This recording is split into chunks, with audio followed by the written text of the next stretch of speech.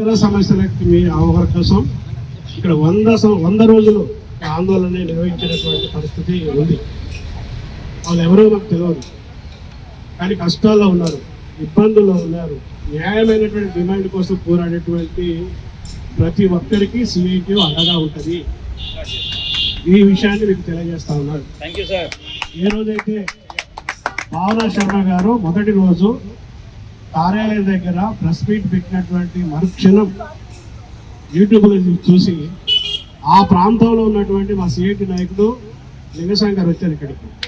వారికి చెప్పి మీరు వెళ్ళండి, ఒక ఉద్యోగి, ఒక మహిళ మన మద్దతు ఇవ్వండి, అండగా ఇవ్వండి చెప్తే అక్కడికి వచ్చే వరకు మన పోలీసులు లిఫ్ట్ చేశారు.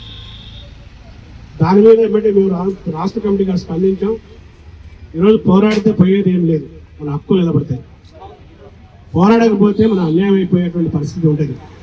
కాబట్టి ఈరోజు ఐటీ ఉద్యోగులకు ఈ పరిస్థితి ఎందుకు వస్తుంది, ఇది మనం ఆలోచించాలి. నేను అనుకునేది ఏంటంటే ఇది భావనా శర్మ గారు లేకపోతే శ్రీధర్ గారు సమస్య కాదు, ఇది ఐటీ రంగంలో పనిచేసేటువంటి ప్రతి ఉద్యోగి సమస్యగా దీన్ని సమాజం గుర్తించాలి. ఐటీ ఉద్యోగులు దీన్ని ఆ పద్ధతిలో ఆలోచించాలని చెప్పి నేను విజ్ఞప్తి చేస్తా ఉన్నాను.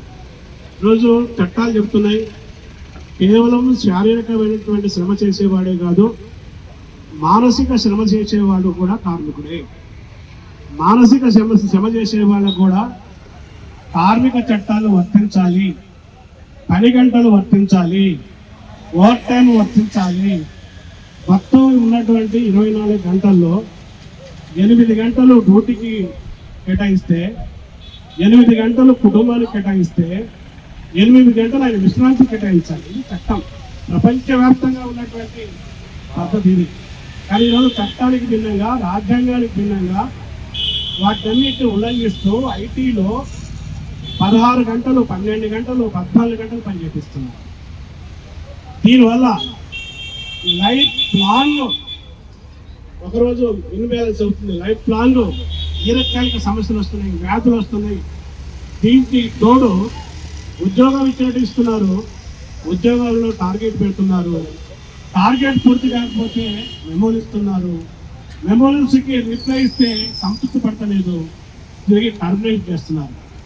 ఒక ఉద్యోగి 240 రోజులు పనిచేస్తే చట్టం ప్రకారం ఆ ఉద్యోగిని పర్మనెంట్ చేయాలని చెప్పి లా చెప్తుంది, యాక్ట్ చెప్తుంది, కార్మిక చట్టాలు చెప్తున్నాయి.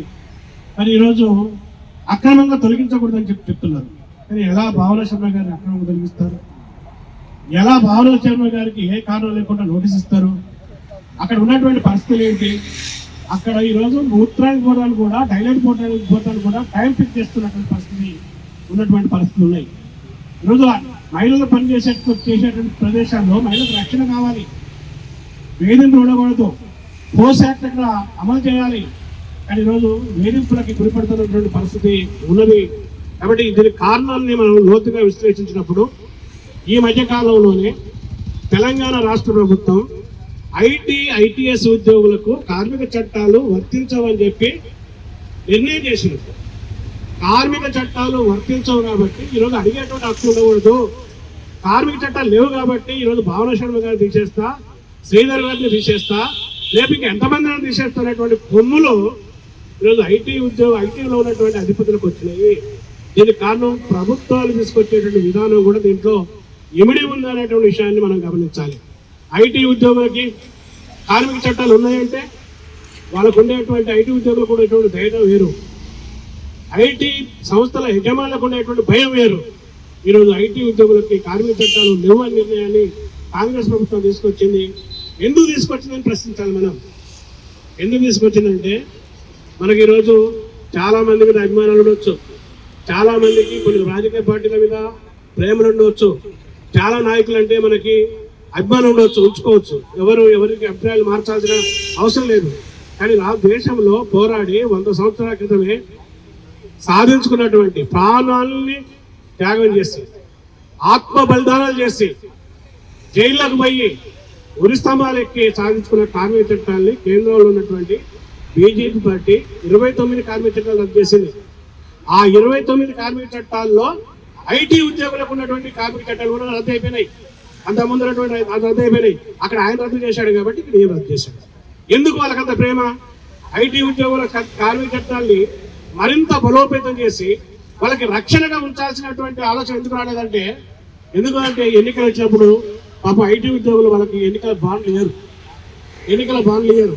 సిఎస్ఆర్ నిధుల పేరు మీద ప్రభుత్వం చేపట్టేటువంటి కొన్ని కార్యక్రమాలకి ఐటీ ఉద్యోగులు వాళ్ళకి ఏమి నిధులు ఇవ్వరు.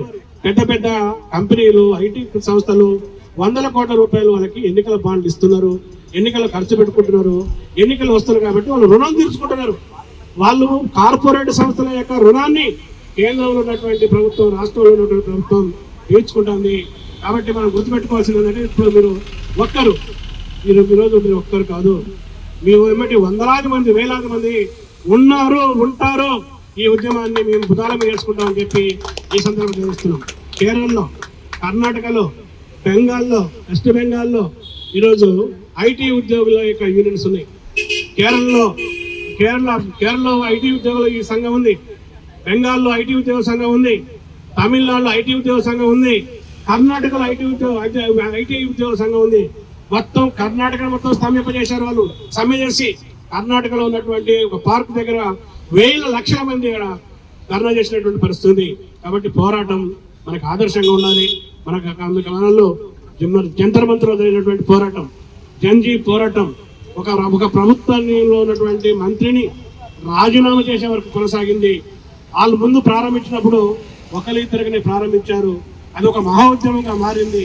ఆ మహా ఉద్యమానికి ప్రజలు మద్దతు ఇచ్చారు, ప్రజా సంఘాలు మద్దతు ఇచ్చారు, విద్యార్థి సంఘాలు మద్దతు ఇచ్చారు. విద్యార్థి సంఘాలు ఎస్ఎఫ్ఐ లాంటివి కీలక పాత్ర పోషించింది. కార్మిక సంఘాలు కూడా జంజీ ఉద్యమానికి, జంతర్ మంత్ర ఉద్యమానికి సిఐక్యూ ప్లాన్ చేసి ట్యాంక్ బండి మీద అన్ని ప్రజా సంఘాలతోని టార్చ్ లైట్ ప్రదర్శన కూడా నిర్వహించింది. గెలిచి ఈ యొక్క అందరి మద్దతుతోని ఆ పోరాటం గెలిచింది. ఆ పోరాటం ఇప్పుడు చాలా మందికి స్ఫూర్తిదాయకంగా ఉంది. ఆ పోరాటం ఎట్లా గెలిచిందో, భావనా శర్మ గారి పోరాటం, శ్రీధర్ గారి పోరాటం, ఐటీ ఉద్యోగుల పోరాటం కూడా గెలవక తప్పదు, గెలుస్తుంది అని చెప్పి సిఐక్యూ ప్రగాఢమైనటువంటి విశ్వాసాన్ని వ్యక్తం చేస్తుంది. ఐటీ మినిస్టర్ని డిమాండ్ చేస్తుంది. ఐటీ మినిస్టర్ గారు స్పందించాలి, జోక్యం చేసుకోవాలి.